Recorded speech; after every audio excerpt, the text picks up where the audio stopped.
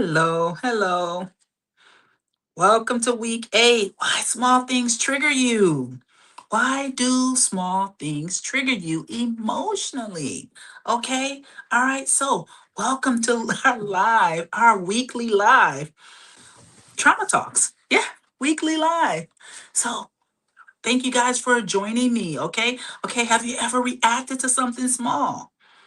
Something really small and later thought about, why did I respond this way like that?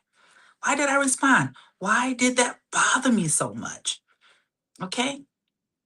Why did I respond that way? Someone didn't text you back. Okay. It happens. Someone didn't text you back and it ruined your mood. It completely ruined your mood. Okay. You couldn't even, get back on track. It took you forever to get back on track, even as much as 24 to 48 hours. After the situation happened, you simply could not find your way back to calm. Okay. All right. So let's say, for instance, there was a tone shift in the conversation. Someone's tone just shifted a little bit, and now you're anxious just because their tone shifted just a little bit. Okay. A simple correction, and you feel disrespected. Okay. You hurt, you're shut down. Guess what, you guys? That's called being triggered. Okay. And you tell yourself, I'm doing too much. You know you're doing too much. You know you're out of control. But what if I told you you're not doing too much? Your nervous system is remembering too much. Your nervous system is remembering too much, okay? So, welcome to Trauma Talks Live, okay? All right. I really appreciate you joining me, you guys. All right. I'm Crystal Boo. All right. I'm Crystal Boo. And guess what? You know what? We got a great show in store for you. Okay. All right. So, you know, get ready, relax. Today I got my Canada Dry. Get yourself something to drink. Get your evening started. Get your dinner if you have it. And yeah, let's focus in. Get you some pen and paper and write this down. Okay, so that you never ever forget it. Okay, today we're going to talk about why small things trigger you so much. Okay, they cause such a big reaction in you. I need you to hear this really, really clearly, you guys. This is not about being dramatic, actually. It's not about being dramatic. This is about your brain trying to protect you. Your brain is trying to protect you. Imagine that, okay? All right. And you need to hear this really clearly. Okay. This is about your brain protecting you. Okay. All right. I want to say it twice because it means so much to me. Triggers are not about the present moment. That's what you got to remember. Triggers are not about the present moment.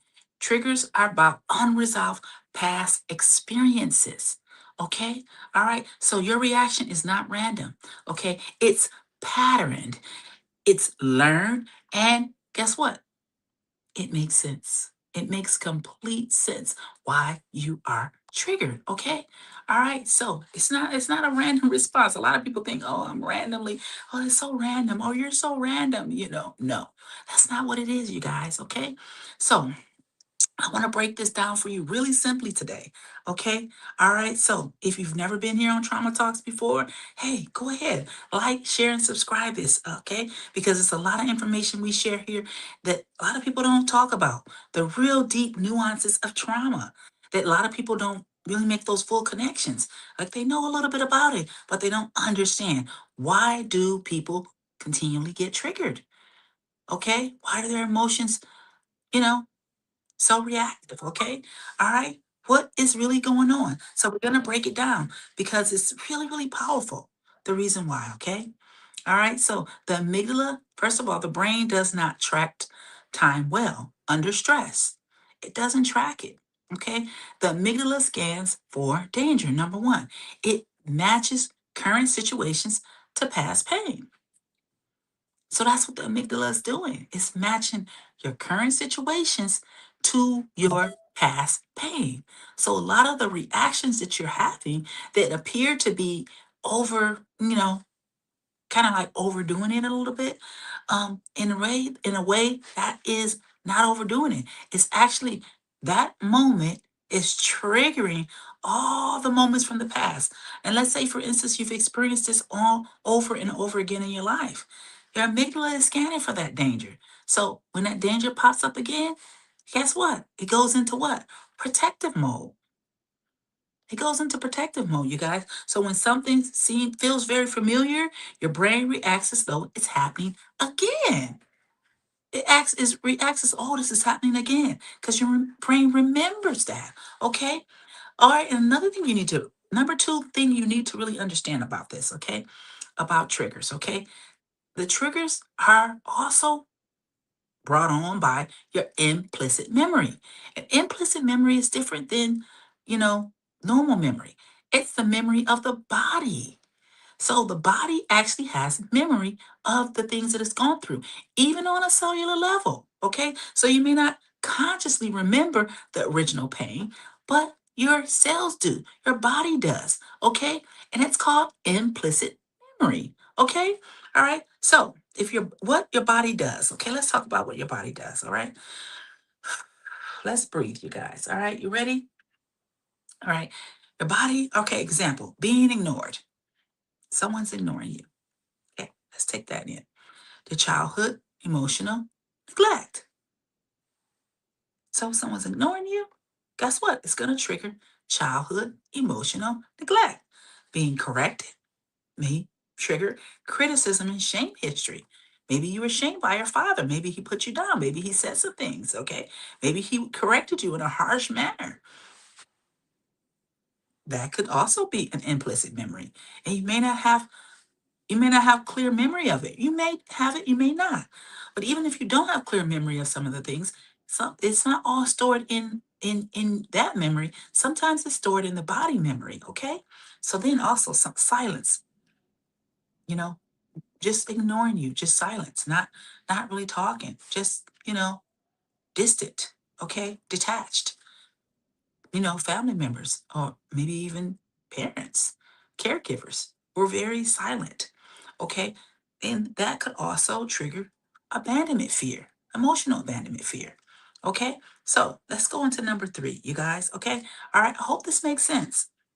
We're just getting started, okay? So get your pen and your paper out and get ready because we're going full throttle with this. We gotta get this done because this triggers we gotta get the understanding of what's really going on. And we gotta be able to come out of the shame. Because as long as we feel a lot of shame around the triggers, we're not gonna heal it. So you really need to understand this is not about, blaming you.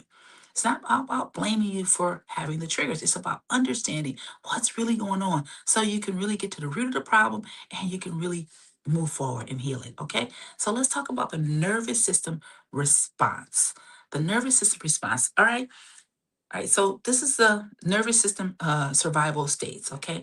We all know about them, okay? There's the fight, that's the anger and the defensiveness, the flight, the anxiety and the overthinking, the freeze, the shutdown and the numbness, and the fawn response, which is a lesser known one, the people pleasing one, okay? So these are all the nervous system trauma responses, okay? So this is kind of how your body is either going to go to fight, flight, freeze, fawn mode, okay? And I think I've talked to you guys about this before a little bit. We had a whole, I guess, another video about it. You can check it out on the channel. Okay, so what you call overreacting, okay? So it is actually your nervous system choosing a survival strategy. So the trigger happens, your body chooses a survival strategy. It might choose fight, flight, freeze, or fawn. And maybe one time it might choose fight, and another time it might choose fawn. You don't necessarily choose the same one, but there's generally one particular trauma response that you will favor more than the other.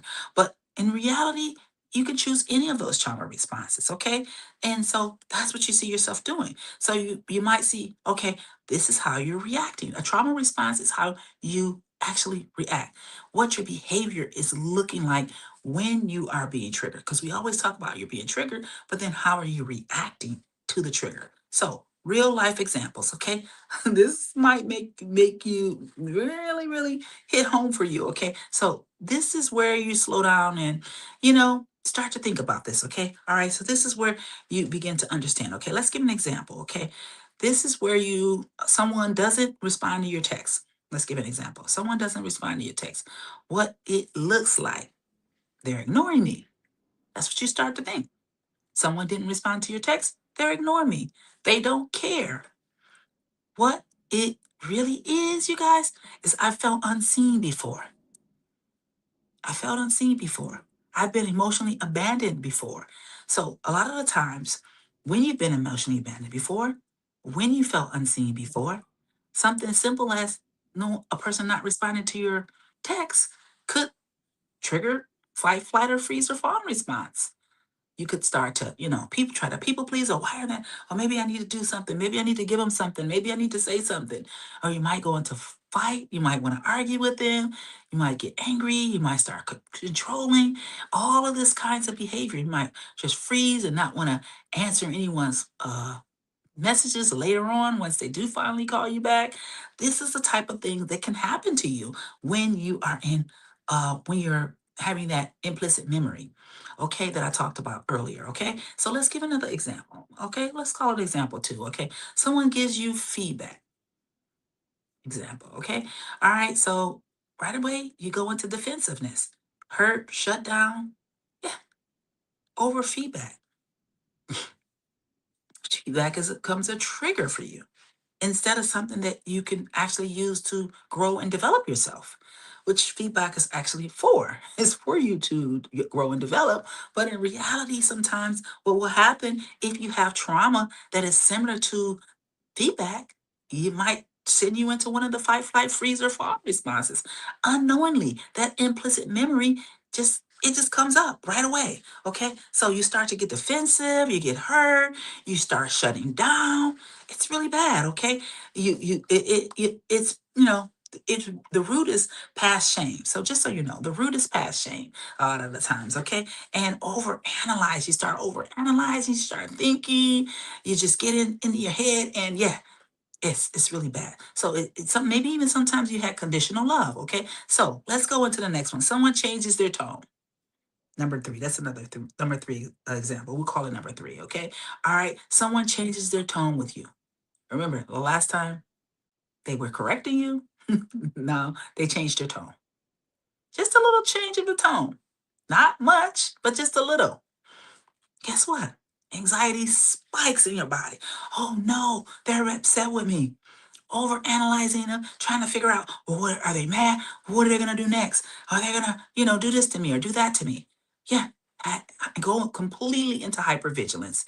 Okay, these start to feel like you overanalyze what they're saying and thinking, and you know what? You can't even sleep that night. Think about it. These are all incidents that you likely have experienced in the past, and you're not even aware of them. You're not even aware of them, you guys. So your trigger is not about what happened to you. It's about what it reminds you of. That's what the trigger is about. What this incident reminds you of. So anytime a trigger happens to you, think about, what does this remind me of? That should be the question you ask yourself. What does this remind me of? Okay. So now let's take it a little deeper. Okay. All right. This is definitely for you, you guys. If you triggers don't just activate emotions, they activate your identity. Okay. So let's go. Let's call this part two: identity and trauma connection. So what does identity have anything? What does identity have to do with your trauma? A lot of people say, "Oh, what does my identity have to do with my trauma?" A lot of people don't even understand that identity and trauma they go hand in hand. Okay, they go hand in hand. So let's go. Let's get into this. Okay, so now let's take this a little bit deeper. Triggers don't just activate your emotions, you guys. They activate your identity. One identity. Let me give you an example of identity because a lot of people don't know this. Okay, let's say, for instance, the identity of I'm not safe. It's a belief system. I'm not safe. I'm not important. Another belief system. I'm not enough. That's an identity. Okay. I have to fix this to feel okay. I have to fix this to feel okay. You understand? All right. So these are all the identities that have come up and developed out of trauma. Okay. And yeah, once you go into that hypervigilant mode, then after you keep going into that same hypervigilant mode, eventually, if you keep experiencing the same or similar trauma, sometimes you will develop some sort of identity out of that. You start to make some sort of inferences or beliefs based on what you went through in the past. Okay, so I hope that explains, you guys. Okay, this is why high functioning people struggle the most. They struggle the most because they have these basically false identities that I'm not enough. I have to do a lot to be loved. I have to work hard for my love, all kinds of identities. Okay. We could go on and on about that. But those are just a few. Just to, if you want to really, really explore what identity you might be gotten trapped in because of trauma, then hey, give me a call. We can go into it. Okay. So let's continue. Let's continue, you guys. All right. I have to fix this to feel okay. Some people think they have to fix others. They think they have to fix problems. They think that it's all about, you know, other people and what other people need. There's all kinds of twisted identities that come out of trauma. These are police systems, okay? All right. So this is why high functioning people they struggle like this, okay? Because they look fine on the outside, but inside the nervous system is constantly reacting to everything that's happening around them. And if you want to fix that, let's get into it, okay? So let's talk about the self-sabotage and how all of this plays into the way that you self-sabotage yourself when you don't understand your triggers. And that's why I really like to help people with their triggers. Because once you start to understand your triggers, you see where you're sabotaging yourself in life. Okay. You start making decisions from those triggers. Like, let's say, for instance, if you had a certain particular type of trauma, it might trigger you to start overgiving or over explaining or withdrawing, okay? Or ending relationships prematurely or staying in relationships or environments that you should have already gotten out of. You that can also happen. Okay, so that's some of the self-sabotaging behavior that comes out of these triggers. So you see what I'm saying? So there's a trigger, then there's the response, fight, flight, freeze, or fawn response. Then there's the identity that it developed, the belief systems, and then the self sabotaging behavior. And if you can understand all of that, then you'll understand what is really happening here and why your life is going in the direction that it's going in. Okay. So, healing, what to do in this moment. Okay. So, I hate to tell people about the problem without telling them how to fix it, how to solve the problem. Okay. So, now I'm going to give you some tools, you guys. Okay. So, this is where you're going to begin to build yourself back up again. Okay. So, number one, the reason why we're having this live is for awareness. It's simply that's the first step to any kind of transformation is awareness. You have to be able to know what's going on. Instead of asking what's wrong with me, I want you to start asking, what does this remind me of? So write that down, okay? If you can, if you got a pen and paper right now, write that down. What does this remind me of? Okay, so number two, slow your nervous system down. All right, teach your nervous system to pause, breathe, and ground. That's the number two tool you need to do. So when you start to see yourself getting, triggered or anything, pause, take a breath. You cannot heal what you're reacting from while you're still activated. So you can't heal while you're still activated. So you have to slow it down, breathe, and ground yourself. Ground yourself. Even if that takes calming yourself down and talking to yourself by using some of the self-empathy exercises I give you guys to use. Okay. So you can do something like to slow yourself down and say this really slowly. I am here for you. I'm ready to listen. Take all the time you need to heal every part of your heart, mind, and soul, and body or nervous system. And you can do this to ground yourself and to calm yourself down. You can do some box breathing, hold it, whatever it takes to bring your nervous system back into safety. Okay, so that's very important to being able to bring your nervous system back into safety when your nervous system is triggered. Reminding your nervous system that whatever happened before, it's not happening right now. That was before. This is now. You're okay. You're safe. Sometimes it takes a little bit of talking to yourself. I know it seems weird, but it's not. It's not weird. You're just self regulating.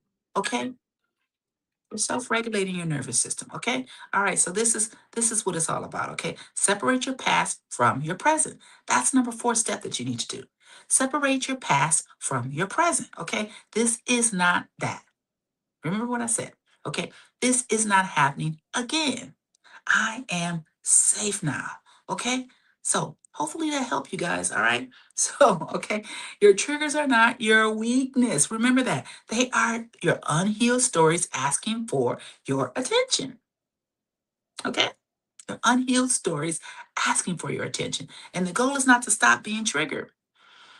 And a lot of people think, oh, I just need to stop being triggered overnight. They think, I got to start being triggered. The goal is to respond differently when you are triggered.